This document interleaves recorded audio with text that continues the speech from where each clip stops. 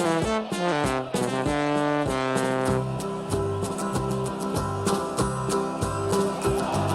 we come, blue and white, and we're looking good. You'll be in for a fight, and we fight pretty good. Getting goals is our job, and we get goals good. Looking good, we are Carlisle United.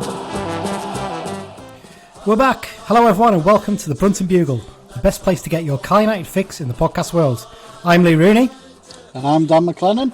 On today's episode we'll be looking back at the pre-season schedule so far, reviewing United's summer transfer activity and finding out what ex-Blues have been getting up to over the summer.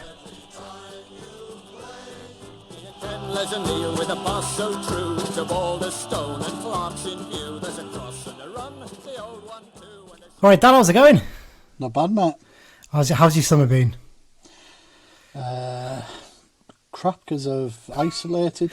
Yeah, it ruined your friendlies. I know, because you missed your pre-season friendly fixes, didn't you, from some of the games because of it? Really rubbish. Obviously, last time we recorded, I think it was almost exactly a month ago, wasn't it? I was looking back on the things. It was on fixture release day, so it's going back a bit, and there's been a fair bit that's happened in that time, hasn't there? It feels longer than a month ago, doesn't it? It does, doesn't it? Because you almost forget the fact we did that special episode for the fixture release day. Yeah. There's a lot to round up. A lot's happened since then, so we'll get straight into it. We'll do the news roundup. This is more or less the news roundup we're doing here is in the order of when these things happened over the summer. So this is the first one, basically, is the thing that happened first after we finished the last episode. So the first bit of news... I will just say that's because we have like a WhatsApp for this, and we just put all our notes in it, so it's just a matter of scrolling back through it and putting it into order. So it's not necessarily in a importance order, if you want to put it that way. No. So there you go. Okay, so first up, it's the appointment of a new goalkeeper coach, Dan, but it's not so much new, it's a familiar face, isn't it? Dan Hanford has returned to the club. Yeah, he's settled down in the city now, isn't he? So he's been working as a sort of a social worker, and he got the call because Steve Collis he was getting tired of the travelling, and funnily enough, he's just joined Oldham, hasn't he? He has indeed. That'll be in the X-Files bit later as well, with some other bits to do with Oldham. But yeah, he made 31 appearances in his 2 seasons as a player of the Blues. I didn't realise he'd made that many. You kind of forget, don't you? Gillespie had a couple of long spells out injured, didn't he, during his time when he was there. Since he left the Blues, he's played for Gateshead and Southport. He made about 150 appearances for the two of them combined. I think he left Southport in the summer and... like you said there, he's still been living in the city. He's only 30 years old, but Beach has worked with him before, hasn't he? Because I think he came up for the youth system at Rochdale, actually, when Beach was a coach there. So the link's pretty obvious, wasn't it? And I think it was a point was made by the club, the fact that he's local does help, because obviously the issue with Collis was the travelling, and that's the reason why he's decided not to stay. I mean, there's some who might argue, well, should you really just be focusing on people locally? But I suppose it means potentially that person's going to stay for a long time if you think they're good enough. So it does work in that way sometimes. And he's got a busy roster of keepers now, hasn't he? He's got 4 to look after, hasn't he? So he's certainly going to be a busy boy. More on that in a second, of course. Next up, new club captain confirmed. Do you think there's a little bit of surprise, Dan? The fact that obviously Nick Anderton left in the summer, went to Bristol Rovers. His replacement is Callum Guy. So rather than pushing Aaron Hayden up from vice captain to captain, he's given Callum Guy the job as captain, and Aaron Hayden's remaining as vice captain. Unless Hayden's not overly bothered. Yeah, possibly not. I don't know. I don't think a captain's role is what it traditionally was these days, is it? Yeah, and the thing is, Guy takes all the set pieces as well, doesn't he? So it kind of makes sense for him to sort of be in charge of those kind of things. He's often in and around the referee, being in the middle of the park, etc. So yeah, and it leaves Hayden the chance to basically concentrate on things at the back, where he's the senior head now at the back, isn't he? That's the thing with this. Quite incredible when you think about it. Yeah. Well, obviously McDonald's there, but Hayden's the one we know is going to start every single week, isn't he? As long as he's fit. So that's the captain news. A bit of good news here, wasn't it? 3 of the second-year YTS players have signed pro deals. I mean, we saw little hints about this, didn't we, towards the end of last season from the CUSG minutes. I seem to remember Nigel Clibbin sort of hinted at it. But basically, goalkeepers Gabe Breeze and Scott Simons and forward Sam Fishburne have all signed professional deals with the club. The contracts will run until June 2023 with an further option in the club's favour. So effectively, they're 3-year deals, aren't they? Essentially, if they do well enough, they're going to get 3-year deals. Keeper Simons has been with the club since he was 8 years old. Breeze joined as a 14-year-old from the local Penrith leagues. And forward Sam Fishburne joined the academy at just 16 from Wallsend Boys Club. There's been some good players come from there, I think it's fair to say. Yeah, definitely. For us, Beardsley and McDonald, I think both came from there, didn't they? And yeah. obviously, I think Alan Shearer started out there, didn't he? I seem to remember. I think he was there before he went to Southampton, possibly. So he never previously been in an academy setup before then.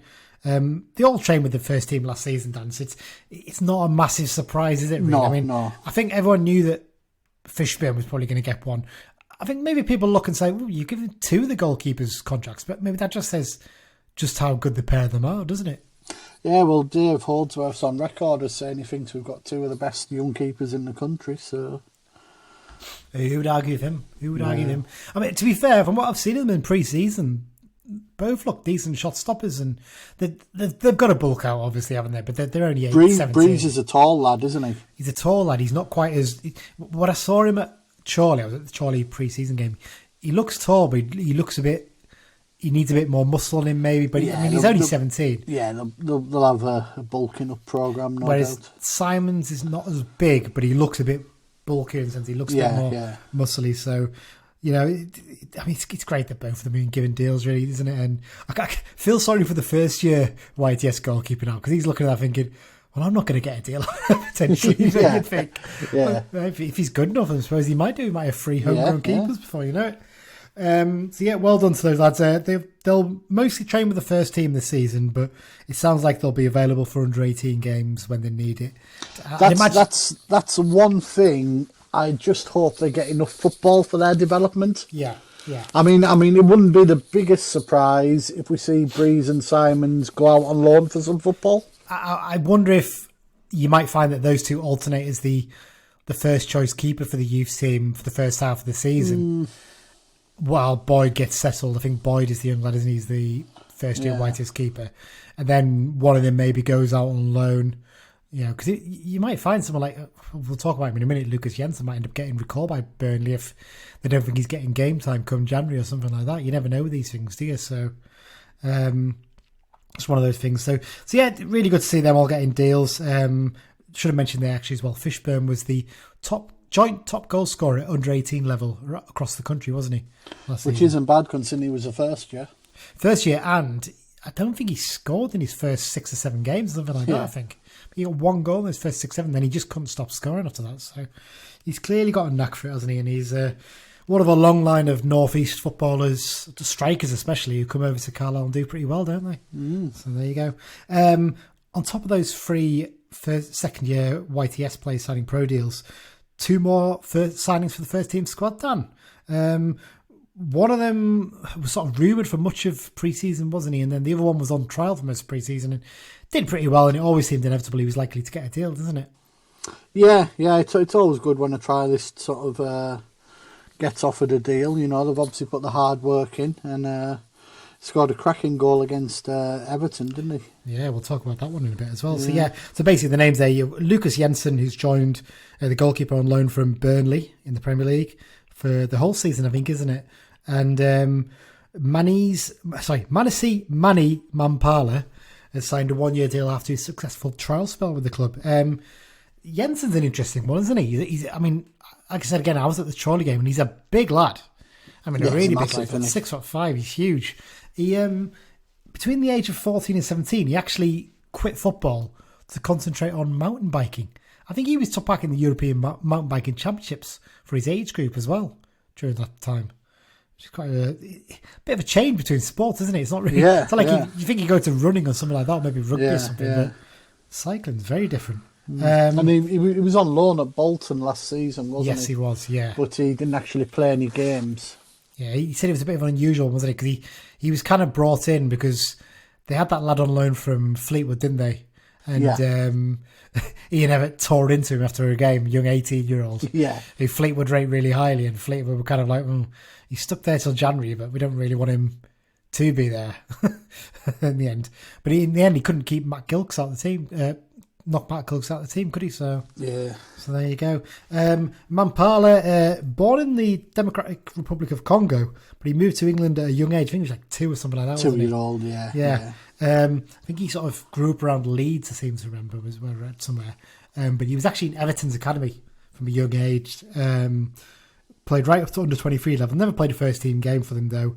Joined QPR last summer in the under 23 squad, but I think he was one of these players this season who's been a victim of COVID, hasn't he? In that he's not been able to get the opportunities he probably would have done otherwise. So he's a player who's clearly got a bit of talent. He's got some good show reels on YouTube. Definitely, he's very Amari Patrick-esque in the way he plays. Lots of step overs, bit of pace, but he looks a bit more like he could play centrally, doesn't he? He looks a bit more aware enough to play down the middle. So, probably the kind of player who's going to play across the front three across the season. I think he's going to come in and out. Chris Beach likes those players that are, you can play anywhere across the three, doesn't he? So yeah, tend to be the kind of players he likes to have in the squad, doesn't he? So it's very adaptable. So yeah, they're the 2 signings that have come in since we last recorded. Couple of kick-off time changes. United's Boxing Day clash with Rochdale at Brunton Park has been brought forward to 1 p.m. kick-off at the request of Cumbria Constabulary. Baffled by this one. I don't remember this the only thing I can think of is it's to do with their rostering, because obviously they'll have night shifts for the busy drinking uptown from sort of 5-6 o'clock onwards. Yes, but at the same time, there's no trains. Rochdale, never been a troublesome game. It's just it must be a police roster thing. It must be. It's the only thing I think of, but it's weird because they've never done that before for a game on Boxing Day. Yeah. I mean, I don't think they've even done it sometimes for Hartlepool coming on Boxing Day. No. I mean, that if they said Hartlepool, you could almost understand, couldn't you? First time playing them in a few years, but hey ho, that's the way it is. The other one that's changed is the trip to Northampton at the end of October. That's now going to kick off at 2 o'clock. And this is to avoid a clash of spectator movements, because rugby union side Northampton Saints have also got a home kick-off at 3 o'clock that day, haven't they? It's live on Sky, that rugby game, so that can't be moved apparently. No. And if anyone's ever walked from Northampton Centre to the football ground, which is a good walk, you do sort of go past the rugby ground area. So. Yeah. It's basically so they don't overlap, isn't it, essentially? So the set of fans will go at different times just to make things a little bit easier, I think, is the way they're looking at it for that. And the final bit of news, Dan, it's a fans forum that's been announced. You've been a bit involved in this, haven't you? Yeah, similar to the one a few weeks back involving the board. This is a football one on Thursday, 5th of August, at 6 p.m. It's going to be streamed via YouTube again. I think the reason this time is they try and keep the football department quite separate, and obviously they don't want loads of people in a room, which kind of makes sense.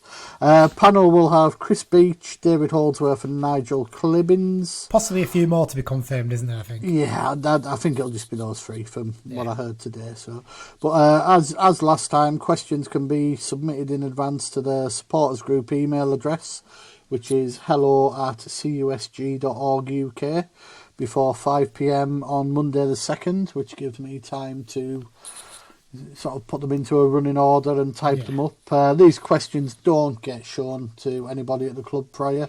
They go in blind. I know some people go, I bet you show them. I assure you I don't. I've got better things to do with my time.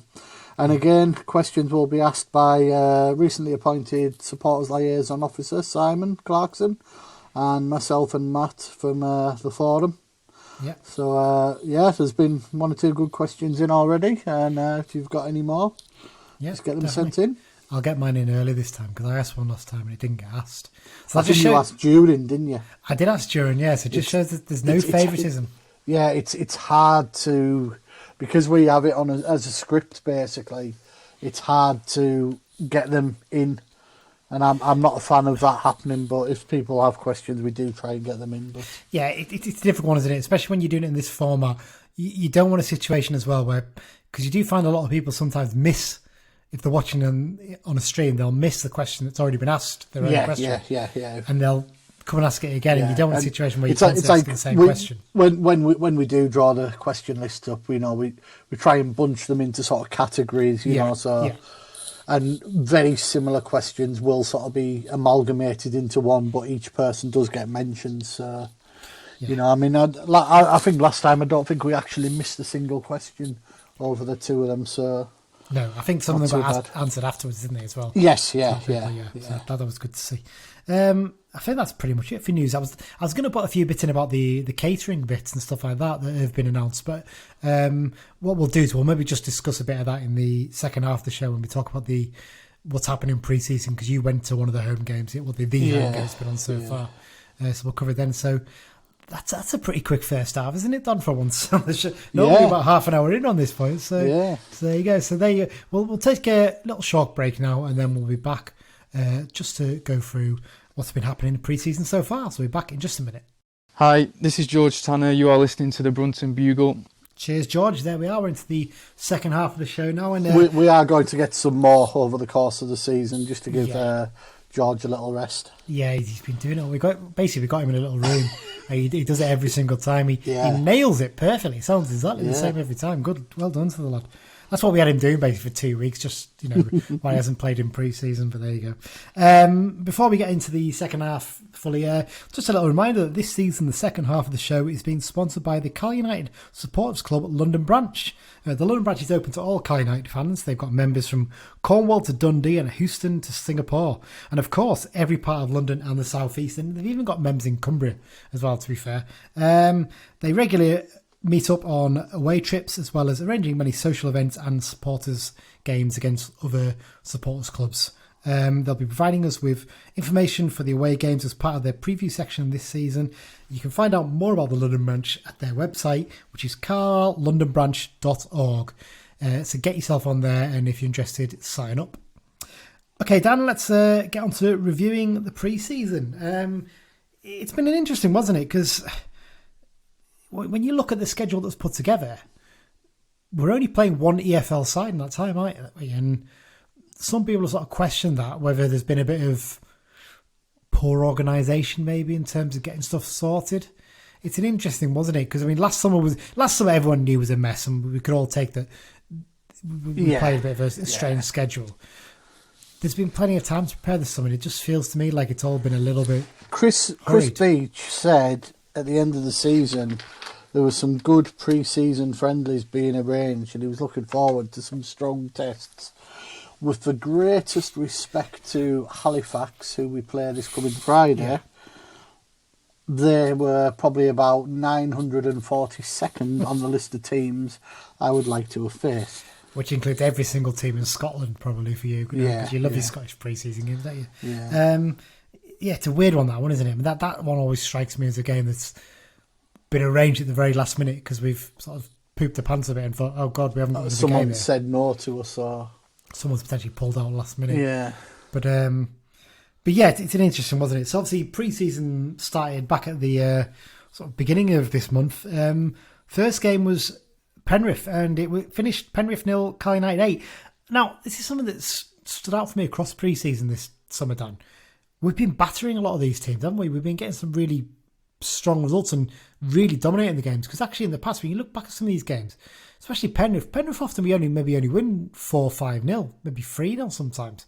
We don't always necessarily go full gung-ho in these games. Whereas this one, we dominated from start to finish, didn't we?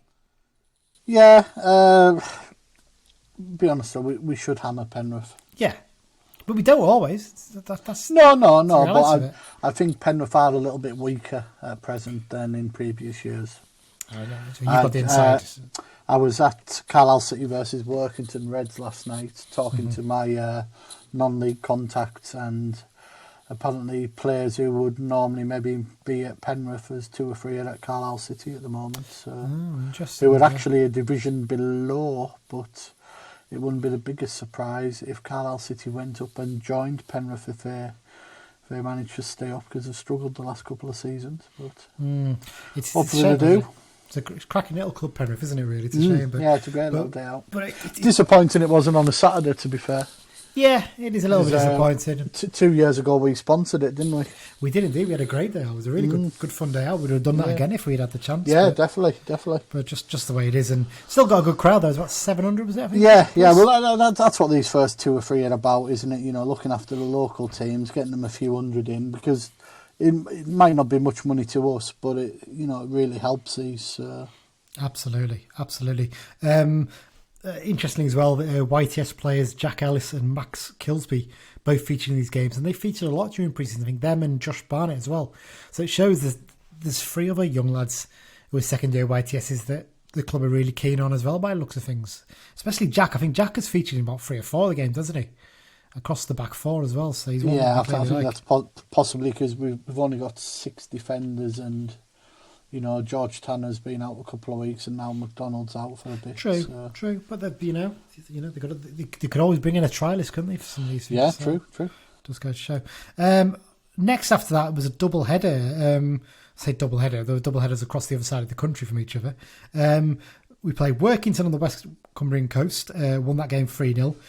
Up in the northeast near Newcastle, we played Hebburn and we won that 2-0.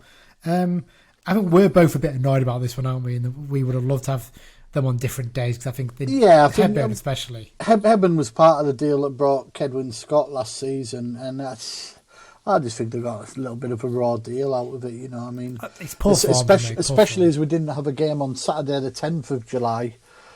Surely one of these games could have been played then. I mean, both Workington and Hebburn are the same level. Just one plays in the West Division, one plays in the East Division, so they are same level, but it would have been good if we could have, had a proper full team at each instead of, was it 14 at each, I think it was? Something like that, yeah.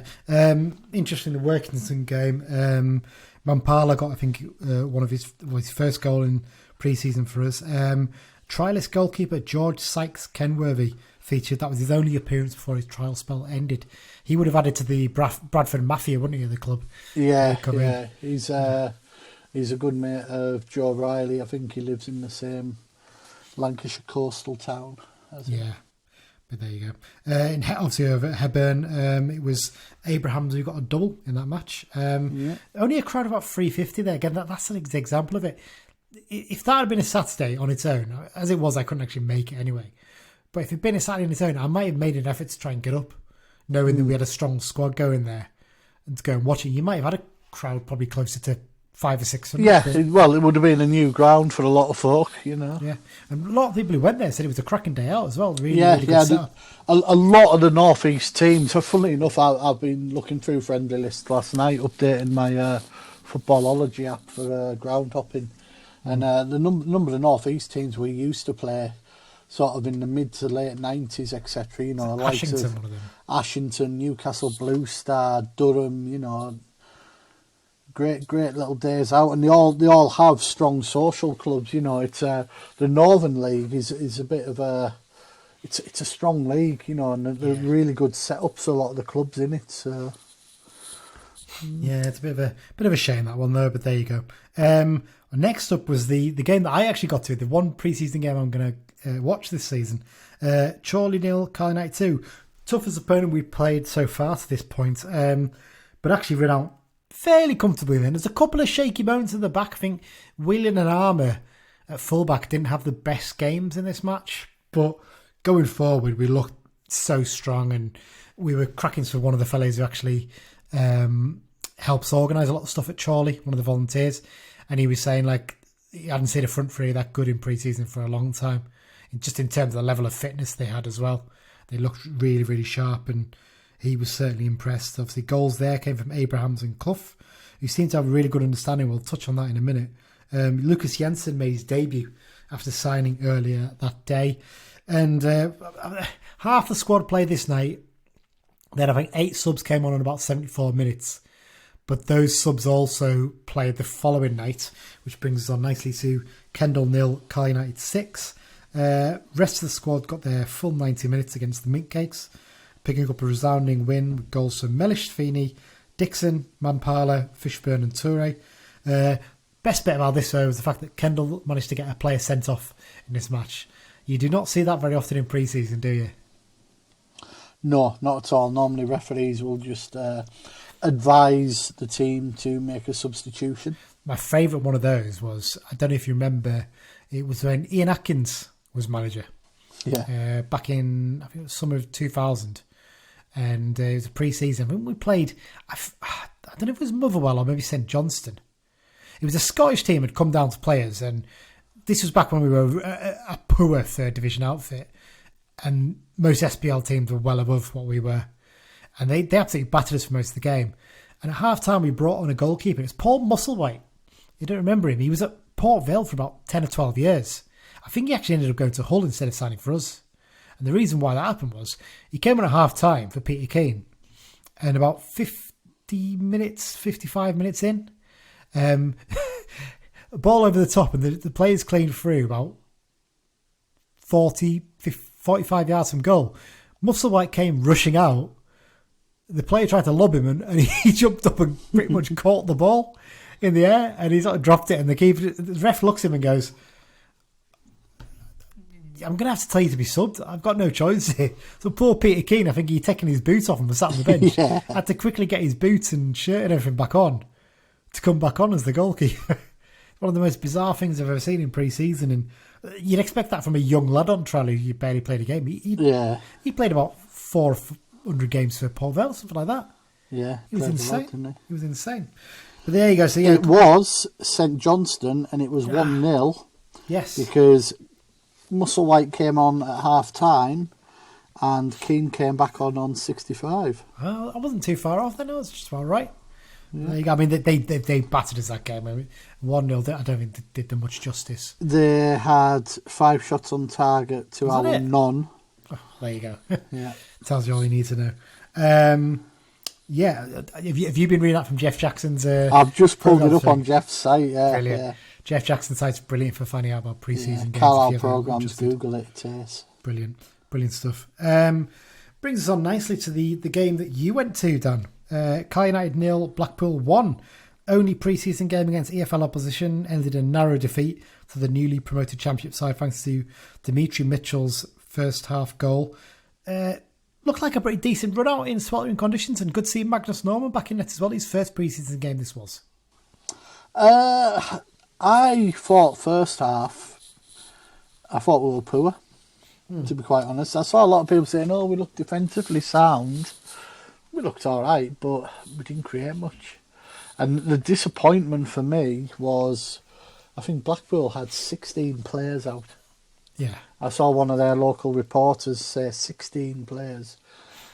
Second half, I thought we were a lot better, but we'll probably be playing their sort of youth team by then, when the subs came on and that. And obviously a certain Richard Keogh came on. He did. To a warm applause. But I thought the second half we maybe deserved an equaliser because we did look a bit livelier.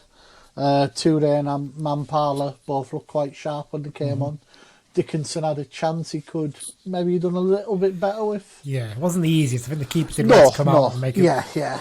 But it was a good run out, and I'd sort of like to have played similar sort of level this week, as I say, no disrespect to Halifax. It would have been nice to maybe get a League One side at the very least, something like a Fleetwood or someone. Yeah. Or, We play Fleetwood 48 times every year, so yeah, we'll probably have them in a bounce game in 4 weeks' time. Yeah, not wrong there. And finally, midweek fixture. The only one that's been played, because of course the Lancaster fixture's been. We should have been there tonight, Dan. It's a bit annoying, we should have been there. Really annoying because I really wanted to tick off the Giant Axe. I've never been. Go past it all the time on the train. We've played a couple of times a few years back, and I wasn't able to make both, so it would have been a first for me as well. Yeah, you pass by it on the train all the time, don't you? Yeah, it's a nice good solid little ground. Yeah, It's a good little setup. Yeah, indeed it is. So yeah, obviously the game we played was against Everton under 23s, a game that we won 3-2. Played on the training pitch behind the waterworks end. Interesting this because it was originally reported as an away game, this wasn't it? It was going to be at Finch Farm. So and then in the Liverpool Echo yesterday, it suggested it would be an evening game. So for some reason there was much secrecy around this game.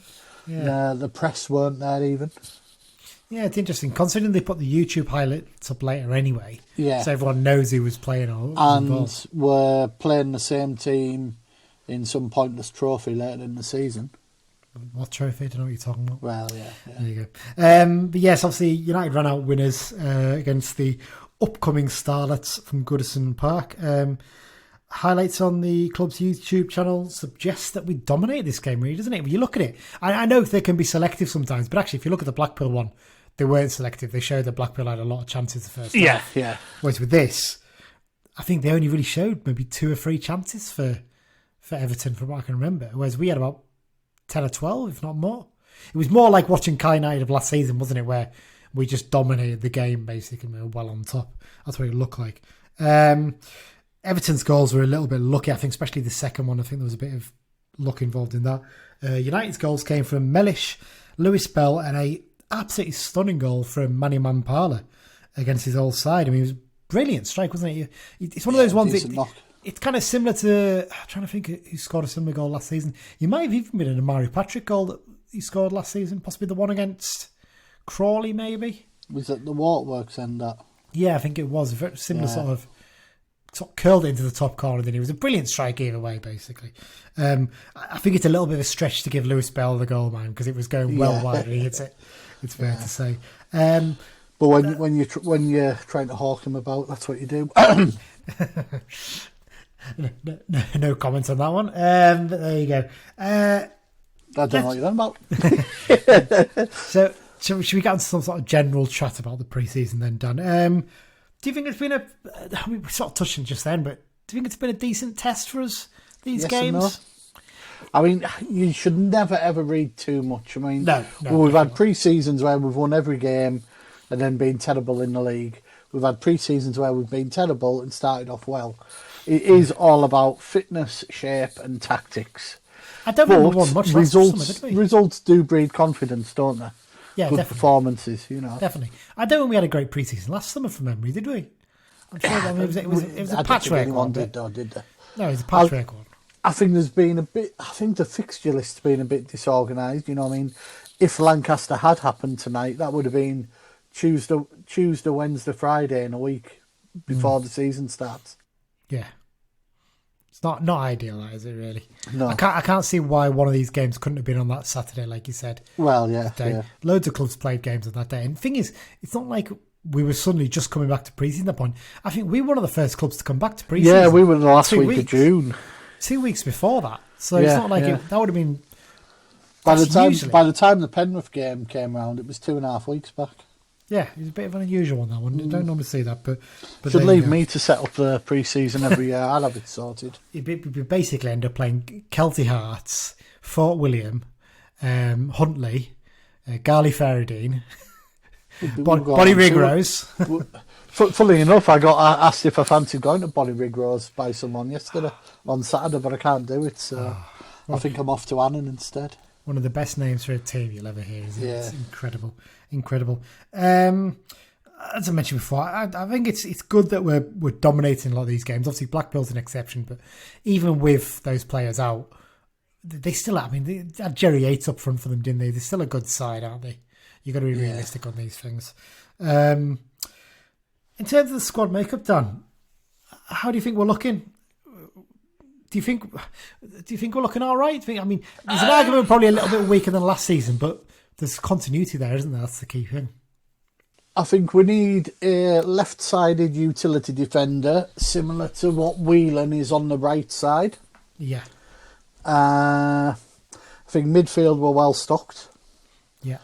Up front, you could possibly make a case for another, but at the same young time, players out there, isn't there, as well? There's a lot of players. Most of the players up front don't have a set position.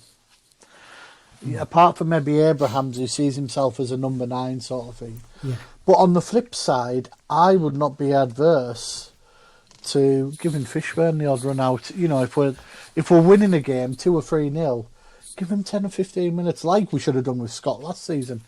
I don't mean 3 or 4 minutes when it's 89 minutes and the board's about to go up. Yeah. I mean, get these lads on 70, 75 minutes if you're winning 2 or 3-0. Yeah. You know, and Give him a bit of game time. I honestly think Fishburne could be one of those players who, if he came in, scored a goal, I think he'd score another, and very quickly he'd start scoring. Yeah. One of his players, he's clearly confident, isn't he? He's just got... I've watched him a couple of times for the youth team, and he's just got a knack of being there. Yeah. I mean, and it's something you can't teach, you know. Yeah, exactly that. It's interesting you mentioned so there, in terms of the different areas of the team.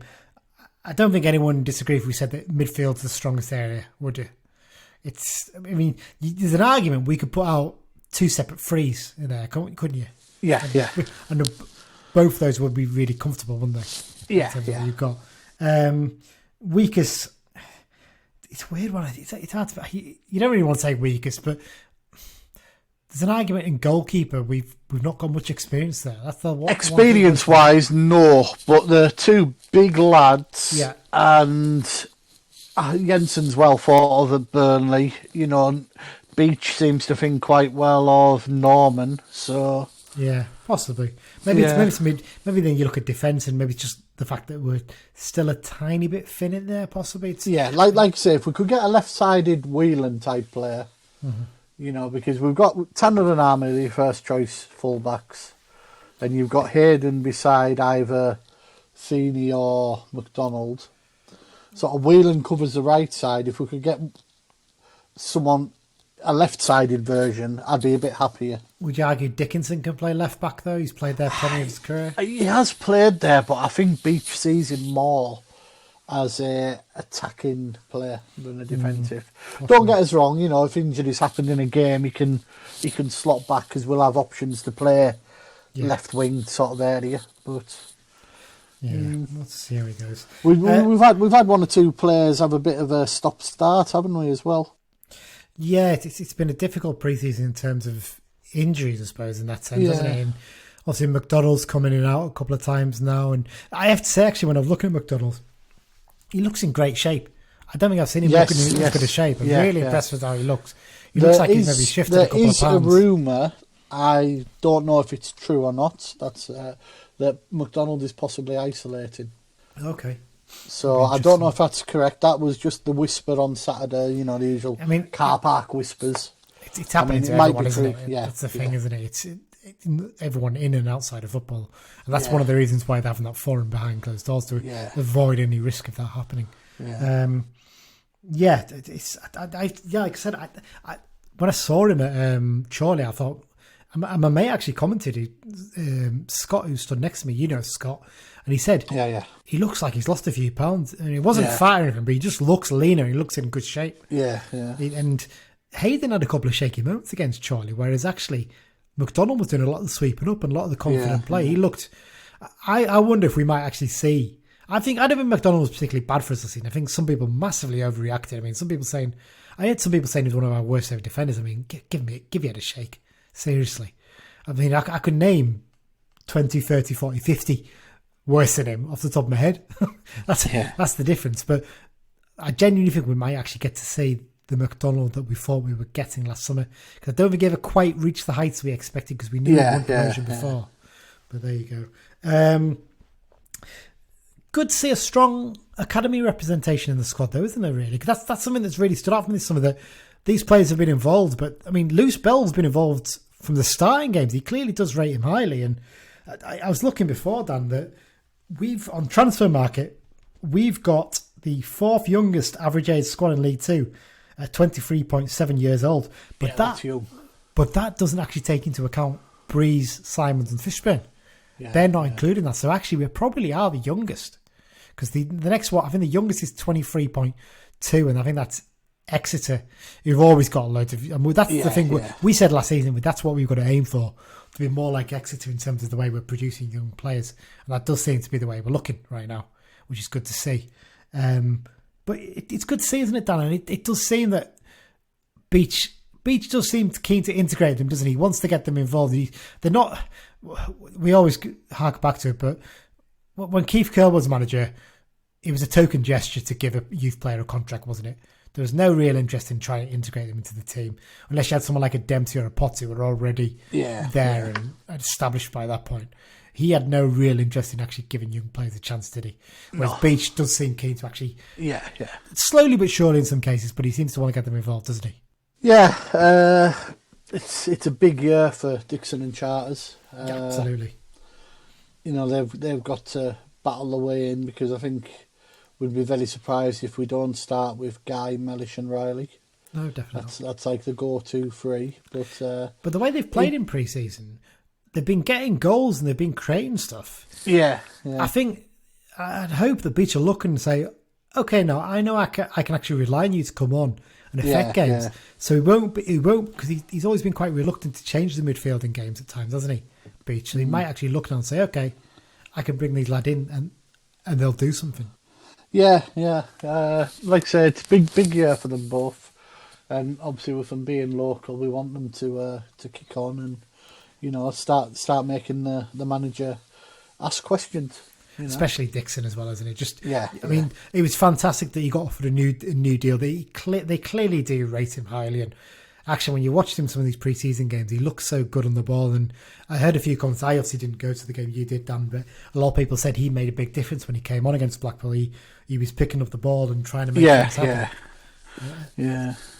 And like I think we've said it before, actually, he's probably a player who'd probably be quite well suited to play in League One in a weird way, because he's very technical. Whereas Charters is probably more suited to League Two level because he's got the physicality, hasn't he? And he just drives the ball a lot. So good to see them getting goals. And like you said there before, good to see Lewis Bell getting a bit of action. And he seems to rate him highly because he like I said, he started some games ahead of players like Toure and co, hasn't he? Amazing what can happen when scouts are about. Funny that, isn't it? Obviously mentioned there before, Mellish, he's just carried on where he left off, hasn't he, in pre-season? I mean, he got three goals, is it, I think? 2 or 3, I can't remember exactly how many, but he's shown he's just got that knack of being in the right place at the right time, and I don't see it dropping off this season, do you? It shouldn't, but we'll see. I mentioned that before about the Chorley game. Defensively, looked a tiny bit shaky at times in pre-season. I mean, obviously losing Bennett this summer has been a bit of a blow, and obviously Anderton, as much as he only maybe played half the games, he's still an experienced head in there, isn't he? And somebody who can come in and do a job. It's maybe they're just struggling to settle a little bit now, and I think maybe you mentioned this, but Tanner being out for those couple of weeks probably hasn't helped either, has it? Because he's such an established part of the squad and such a big player for us. Yeah, I think once we get into playing proper games, we should settle down at the back, and looking forward to seeing what our defensive unit does, to be honest. You do wonder if, having not played those games, will Tanner be maybe a bit more fresher, or will he maybe be struggling to get his match fitness up at first? He got about 75 minutes in yesterday against Everton, so you'd imagine he'd probably start against Halifax as well, wouldn't you, and get his full 90 in that as well. You'd hope. It'd be interesting to see what side plays against Halifax and whether we put out what we expect to be the starting 11 against Colchester a week later, maybe, or whether he still tries out a few different little things, possibly. That'll be an interesting one. Everyone's saying it. It's a pretty obvious thing to say, but Zach Clough looks a hell of a player, doesn't he?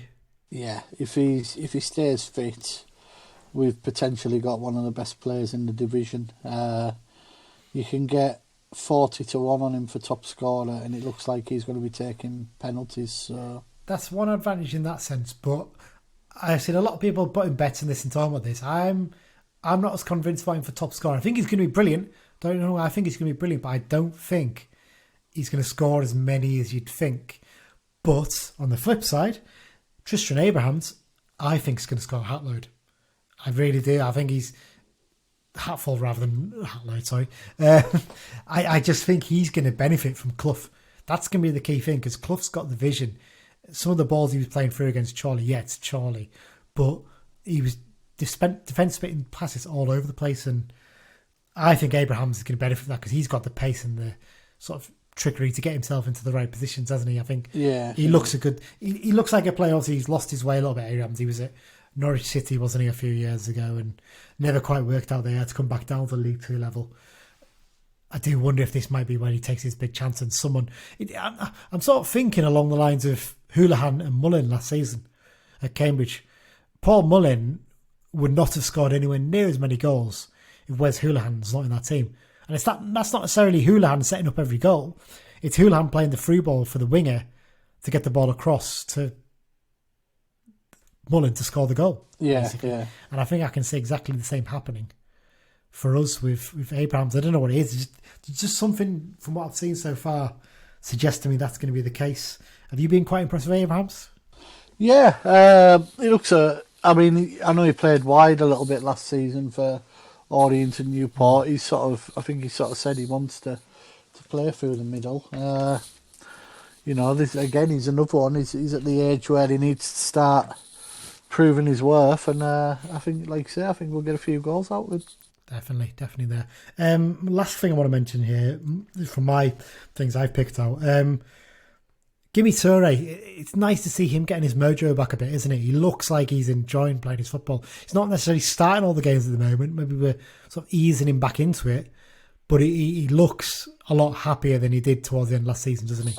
I think he struggled a bit with the lockdowns and that last season. You've got to remember, at the end of the day, he's a French kid in Carlisle. I think he might even have a kid over in France, or at least he's got family over there, hasn't he? Yeah. So it's... someone did say they thought that some of the family had maybe came over with him, but I've not heard if that's right or not. We'll try and find out. Well, it'd be nice if they have, because like I said, we want to see him happy. We want to see him entertaining, because I think with the crowds back as well, he's the kind of player who gets the ball and the fans get excited, and he hears those fans saying, "Go on." He's going to say, "Right, I'm going to have a go," and he's going to do something spectacular, isn't he, to get people off their feet. So scored a great goal against Kendall. Obviously, again, got to allow for the opposition level, but really good team goal that he started and finished off, I seem to remember. So really hope he can do the well. Anything else you can think of from pre-season to pick out, Dan? No, not really. Obviously, we just hope for a good, strong performance against Halifax. Yeah, did you enjoy being back at Brunton Park? Yeah, I mean, I was in the paddock. I've not been in the paddock for years. The new catering had its like a soft launch. All seemed good. The new burger stall in the car park, a fish and chip van. They had the new pies. Tried one. It was nice, nice and hot in the foil packaging and whatnot. So. Yep. I've heard a few people say the fish and chips were really nice. I interestingly saw that Blackpool blogger posted about her trip up to Carlisle. Yeah. Seemed to enjoy it, but I've got to pull her up on this. Gravy on fish and chips. Different. Sacrilege, if you ask me. A lot of people like curry sauce on fish and chips. Oh, there's nothing wrong with curry sauce in it. I'll have that. But I'm not having gravy. Meat based. That's just weird.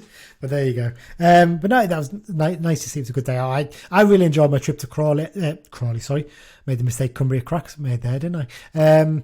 Chorley. I love my little trip to Chorley. It was a cracking little day out. I went up with Scott, who's a good friend of ours who lives near Wigan. Met up with Johnny, who obviously down this way you've obviously heard about in the past, and it was just a nice little club setup they got there in the club. Able to take the pints out to watch the game as well. Yeah, I think the one thing I've noticed from a lot of people going to the various friendlies is folk just happy to see people to see the football again, because it is more than about the match. It's your mates, the crack, etc. So. Well, it's interesting. I noted that the Workington game, the attendance was about 750. Which is interesting because normally in pre-season it's about 500 or 600, and you think obviously with it split between Workington and Hebburn, I do wonder if that's one of those games where it might have been closer to 900 if it'd been just Workington on its own that day. Obviously Hebburn would have had a bigger attendance that day as well. So, but there you go. But no, you're right. It's just been nice to go to football games again and be able to mingle with people. Obviously keeping your distance when you have to and stuff like that. But there was no major issues there. Everyone seemed to enjoy it. It was a good day out, so there you go. Okay, Dan, let's get on to the final part of the show, and that's, of course, the X-Files, which is it's your section, really, isn't it? You're the one who generally we collate it together, but you do most of it, I think it's fair to say, because I'm just practicing my breathing, because this is it's a big list this time. Well, if you want, don't necessarily just fly through them, because we might want to comment on a few of them, because there's some interesting ones in here, isn't there? I think it's fair to say. So let's get started with the transfers. Go on then, Dan. Transfers. Apologies if we did touch on any of these last time, but we have Luke Joyce has gone to AFC Fylde. That's an interesting one because he was being linked strongly with Oldham, wasn't he? Yeah. And he's turned them down to go to AFC Fylde, who are not National League level anymore, they're National North level, aren't they? I think they're throwing the money about again because they made 2 or 3 signings that are a bit. It's a surprise, though, isn't it? Because you'd think that they might be struggling now that Blackpool are back in the Championship and got a bit of money and the fans are happy there again and actually going to the matches. That's where they benefited from last time. But the interesting point on this one is the fact that he turned down Oldham. And so has Dean Furman. Dean Furman's been back on trial at Oldham, hasn't he? Yeah. And he was offered a deal, but he turned it down. Yeah, good lad. So it's interesting. They might be having a bit of a struggle this season. We'll find out in the season preview, which, of course, you've got Oldham to look at, haven't you? I deliberately picked that one for you. I knew you'd love to go to town on our old friend, Mr. Curl, for that one, but there you go. Ben Amos went from Charlton to Wigan. Jack Bonham has gone from Gillingham to Stoke City, continuing his climb up the leagues. Yeah, it's a good move for him. He's doing well, isn't he? Alex Gilliard went back to Bradford from Scunthorpe for about the 48th time. Yeah, it's his third spell, I think, isn't it? He was on loan and permanent last time. Rowan Steele, who I think was a YTS last season. He was one of the unlucky ones because obviously we did so well in the YTS League last season. Yeah. But we'd already given Bell and I think it was Charters, wasn't it? Maybe or something. Yeah, he's went to Annan. Yeah. James Trafford has gone on loan from Man City to Accrington. Trafford being a modern version of Dean Henderson. Grayson's finest. We have, he'll be under EPPP. Yeah, so we don't get as much money from that. He, hopefully over the years he'll make us a few pounds. Yeah. James Brown has gone to St Johnstone permanently after being on loan there from Millwall. This is an interesting one. Gary Dicker has gone back to Brighton and Hove Albion, but as the overage player and coach in the under-23s. The interesting one is because a few clubs doing this. I think Man United had just re-signed Paul McShane to do exactly the same thing for them. Yeah. He never played a first-team game for Man United, though, Paul McShane, did he? It seems to be the thing. I think he can play, is it 2 or 3 overage players in the under-23s, and a lot of clubs are starting to bring back people who are... Old heads, experienced. Yeah, basically, yeah. And to guide those players.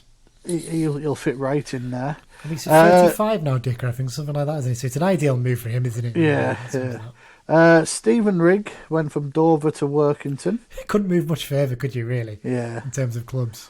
Jamie Proctor, Rotherham to Port Vale. I wonder if he'll actually finally start to perform, Proctor, because... I like Proctor. I think he was a decent player, but he was playing with a bit of a knock here. Yeah, he seems to go to a club for big money, barely play, and then just go out on loan every season from them. Seems to happen Charlie Wyke has turned down deals at Sunderland and gone to Wigan, who are suddenly splashing the cash. 10k a week, allegedly. Yeah. Don't blame the lad, don't blame him. Richie Bennett is moved again, Stockport to Sutton.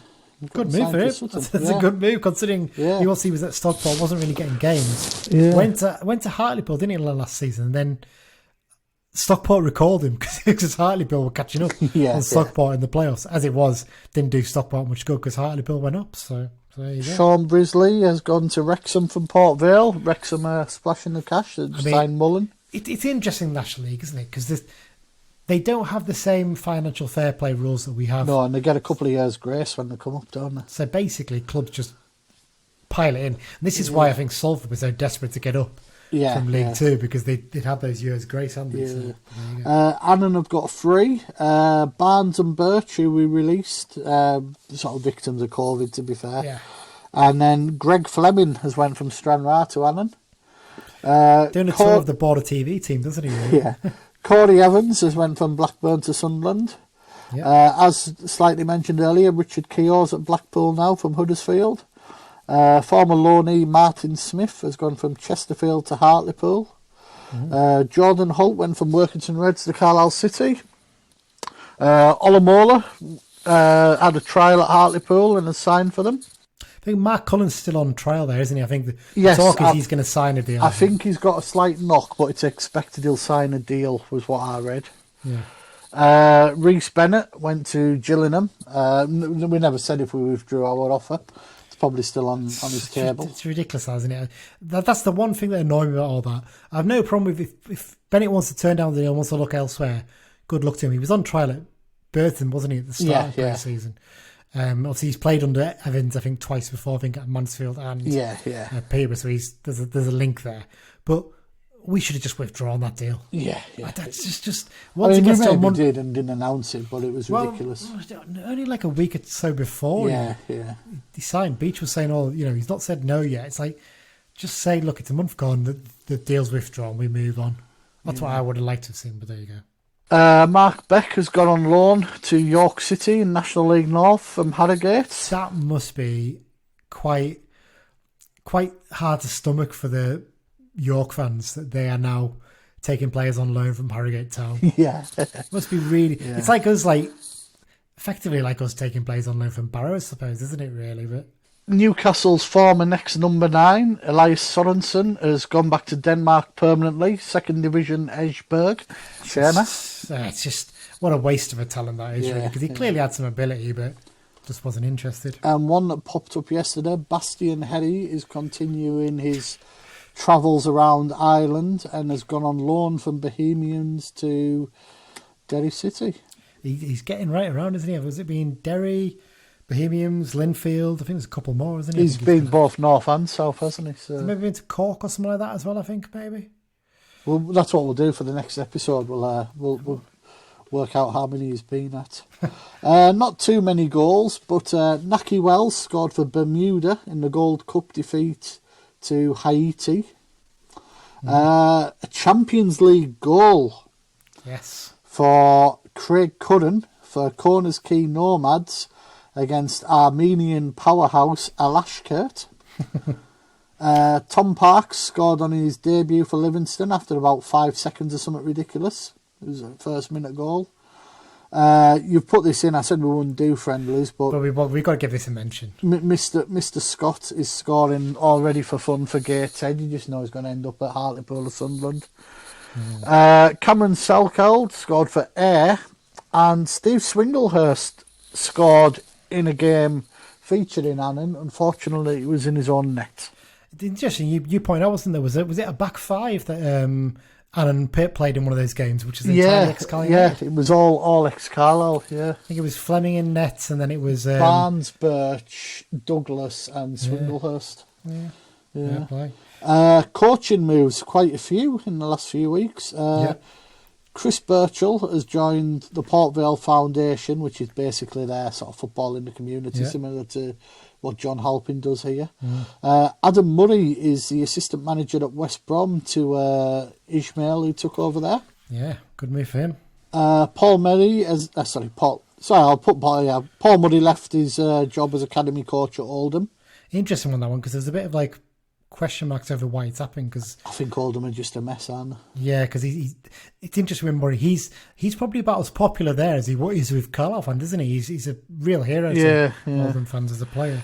Paul Furwell extended his contract at Harrogate. No surprise there, really. Yeah. Craig Russell left his coaching role at Sunderland. He's been there for 12 years as a coach, hasn't he, I think? Yeah. The player a lot of Carlisle fans forget, isn't he, Craig Russell? Because he sort of came in under, I think it was under Collins, I think. Yeah. And he only played about 25 games. I think he only scored about 3 times, but he was a good player, a very good technical footballer, definitely. Yeah. Tony Craig has already left Falkirk, which we mentioned in the last episode. He's got a full-time role at Dundee United as goalkeeper coach. The remains of Mr. Curl's team at Northampton have got new jobs. Dan Watson has left to join Cheltenham as a goalie coach.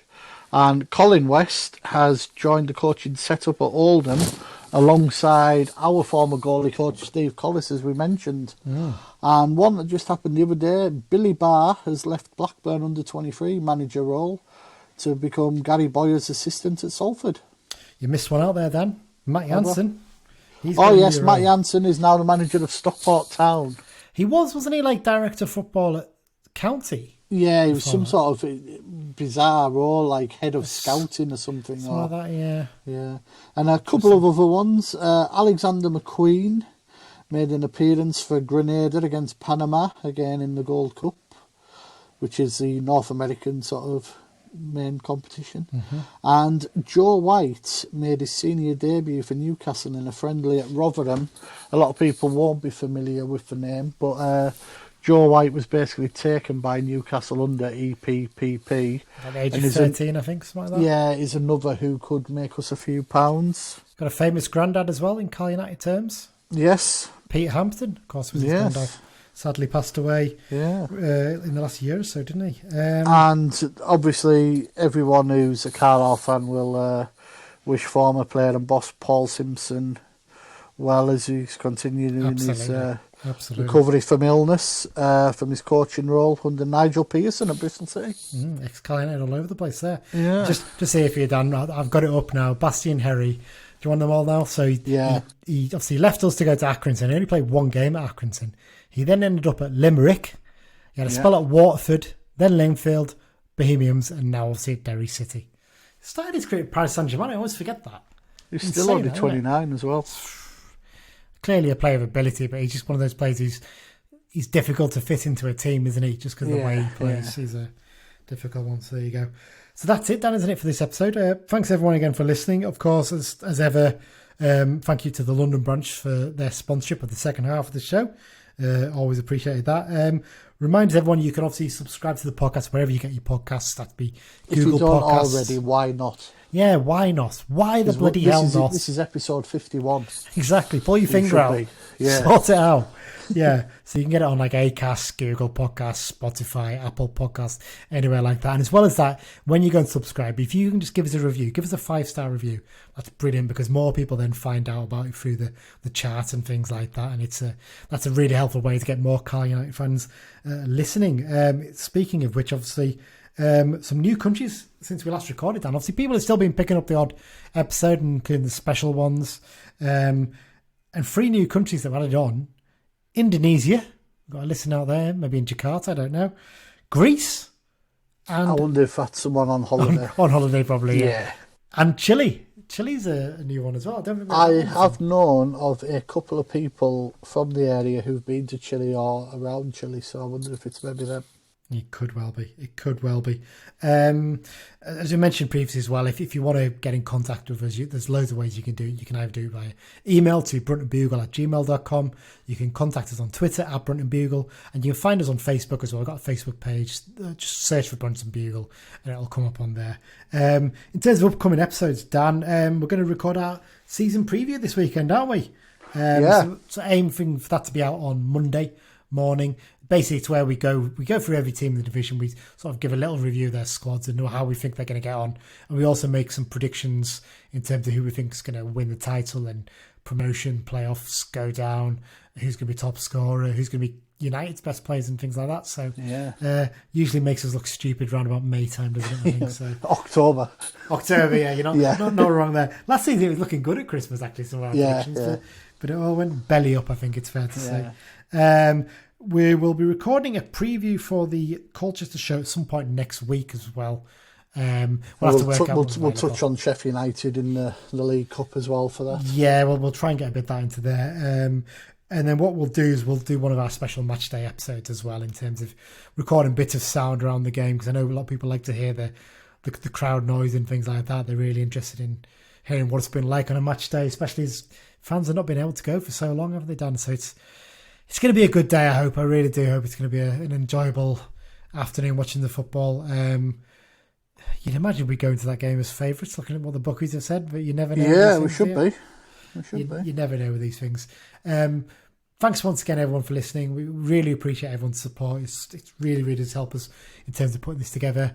Thanks again, Dan, for joining me. No bother. Always good. Thanks again, obviously, for listening. And up the Blues. Up the Blues.